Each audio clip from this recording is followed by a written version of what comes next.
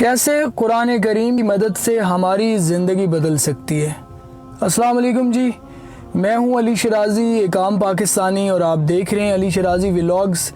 ناظرین، مجھے یاد پڑتا ہے کہ جب لاسٹ ٹائم میں لائیو آیا تھا تب 3 یا 4 لوگوں نے ایک ہی قسم کا سوال پوچھا تھا کامنٹس میں کہ سر یہ بتائیں، قرآن کریم کتاب ہدایت ہے، کلام الہی ہے، پھر کیسے قرآن کریم کی مدد سے ہماری زندگی بدل سکتی ہے؟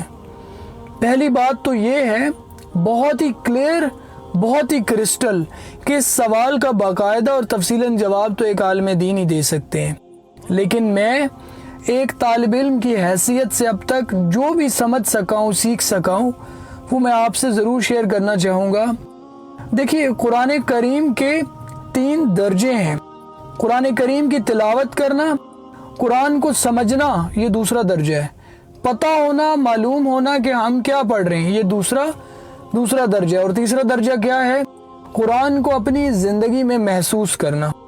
ناظرین، پاکستان میں ہر مکتب فکر کی ہزاروں لاکھوں مساجد ہیں۔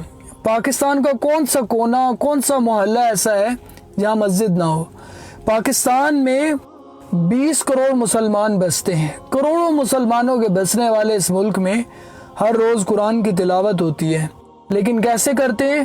یا ایھا الذین آمنوا، پڑھتے جائیں گے۔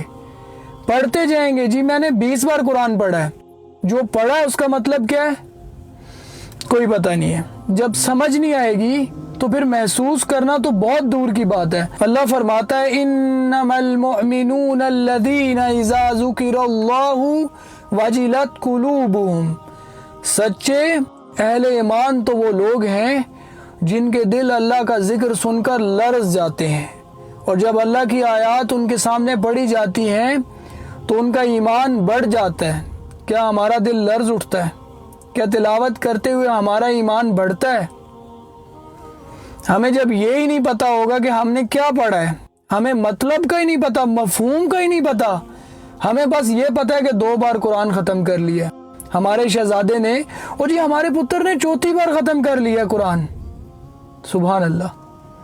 قرآن کہتا ہے فَأَصْلِحُوا بَيْنَ أَخَوَيْكُمْ، 2 بھائیوں میں صلح کرا دو۔ ہم کیا کرتے ہیں؟ ہم 2 لوگوں کا جھگڑا دیکھتے ہیں، انجوائے کرتے ہیں، موبائل نکال لیتے ہیں، ویڈیو بنانا شروع کر دیتے ہیں۔ جب مطلب ہی نہیں پتا ہوگا پھر کیسے زندگی بدلے گی؟ جس کو مطلب پتا ہوگا وہ کسی لڑائی کو دیکھے گا تو اس کے ذہن میں ایک بار یہ ضرور آئے گا، کیا آئے گا؟ فَأَصْلِحُوا بَيْنَ أَخَوَيْكُمْ، 2 بھائیوں میں صلح کراؤ۔ اس طرح سے ہم قرآن کو اپنی زندگی میں محسوس کرنا شروع کر دیں گے۔ قرآن کہتا ہے یا ایھا الذین آمنوا لا یسخر۔ ہم زندگی میں قرآن کریم کی آیت کو شاید ہزاروں بار پڑھتے ہیں، لا یسخر پڑھتے ہیں، مطلب نہیں پتا۔ اے ایمان والو، ایک قوم دوسری قوم سے ٹھٹھا نہ کرے۔ یسخر یعنی تمسخر، یعنی مذاق اڑانا، زبان یا اشارے سے مذاق اڑانا یا تضحیک کرنا۔ اللہ تمسخر سے منع کر رہا ہے، اور ہم ساری زندگی یہی کام کرتے ہیں، ایک دوسرے کی تضحیک کرنے کا کوئی موقع ہاتھ سے جانے نہیں دیتے، اور پھر ہم یہ سوچیں کہ اس کتاب ہدایت سے ہمیں ہدایت کیوں نہیں مل رہی؟ ہمیں جب اس کا مطلب پتا ہوگا تو کسی کی تضحیک کرنے سے پہلے ایک بار خیال ضرور آئے گا۔ کیا خیال آئے گا؟ یا ایھا الذین آمنوا لا یسخر۔ اور اس طرح سے پھر قرآن انسان کے فیصلوں پر اثر انداز ہونا شروع ہو جاتا ہے۔ اسی طرح قرآن کہتا ہے وَلَا تَلْمِزُوا أَنفُسَكُمْ وَلَا تَنَابَزُوا بِالْأَلْقَابِ، اور ایک دوسرے کو تانے نہ دو اور نہ ایک دوسرے کے نام دھرو۔ تلمیزو، تانے نہ دو، عیب جوئی نہ کرو، اور ہمارا تو کام ہے دوسروں کے عیب تلاش کرنا، فلاں کی بہن کیا کرتی ہے، فلاں کی ماں کیسی ہے، فلاں کا باپ حلال کماتا ہے یا حرام کماتا ہے۔ ہم تو دوسروں کی عیب جوئی کو اپنا حق سمجھ بیٹھتے ہیں۔ میاں بیوی کو تانا دیتا ہے، بیوی میاں کو تانا دیتی ہے۔ ہم نے اس قدر مزاج بنا لیا ہے کہ آج ہر تیسرا چوتھا شخص ڈپریشن کا مریض ہے، زینک کی گولی کھاتا پھر رہا ہے۔ ہمارے اندر سب سے بڑا خوف یہ ہے دنیا کیا کہے گی، معاشرہ کیا کہے گا، لوگ کیا کہیں گے۔ قرآن کہتا ہے وَلَا تَنَابَزُوا بِالْأَلْقَابِ، اور نہ ایک دوسرے کے نام دھرو، برے القاب سے نہ پکارو۔ کلام الہی ہے کہ ایک دوسرے کو برے القاب سے نہ پکارو، اس سے تضحیک محسوس ہوتی ہے، اور اسلام کسی کی تضحیک کی اجازت نہیں دیتا۔ لیکن ہم تو گویا اللہ کی مخالفت میں اتر آئے ہیں، جس چیز سے قرآن منع کرتا ہے ہم وہ کرتے ہیں، اور ہر صورت کرتے ہیں، اور پھر کہتے ہیں جی قرآن ہماری زندگی پر کیوں اثر انداز نہیں ہوتا۔ انسان خسارے میں ہے، انسان کی یہ لا علمی، انسان کی یہ بے حسی انسان کو برباد کرنے والی ہے۔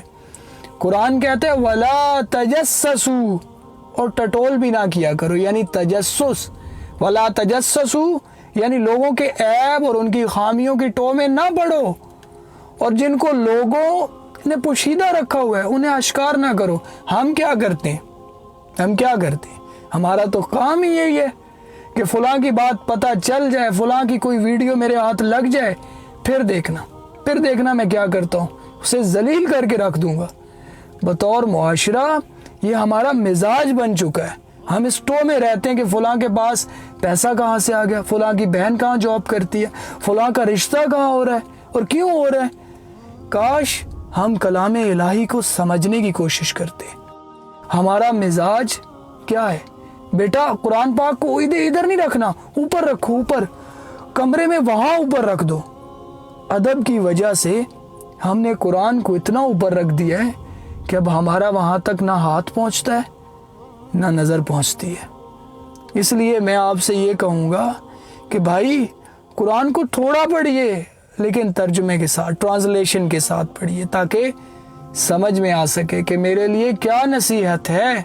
جب آپ کو قرآن سمجھ میں آئے گا دوسرا درجہ ہے، قرآن سمجھ میں آئے گا دوسرا درجہ ہے، اور تیسرا اور آخری درجہ یہ ہے کہ آپ کی زندگی کے معاملات، آپ کے دماغ میں قرآن کی آیات آنا شروع ہو جائیں گی، اور آپ کے فیصلوں پر کلام الہی اثر انداز ہونا شروع ہو جائے گا۔ پھر دیکھیے قرآن کیسے آپ کی زندگی کو بدل دیتا ہے، پھر دیکھیے کلام الہی کی برکت کیسے یہ کلام الہی آپ کی زندگی کو بدلتا ہے۔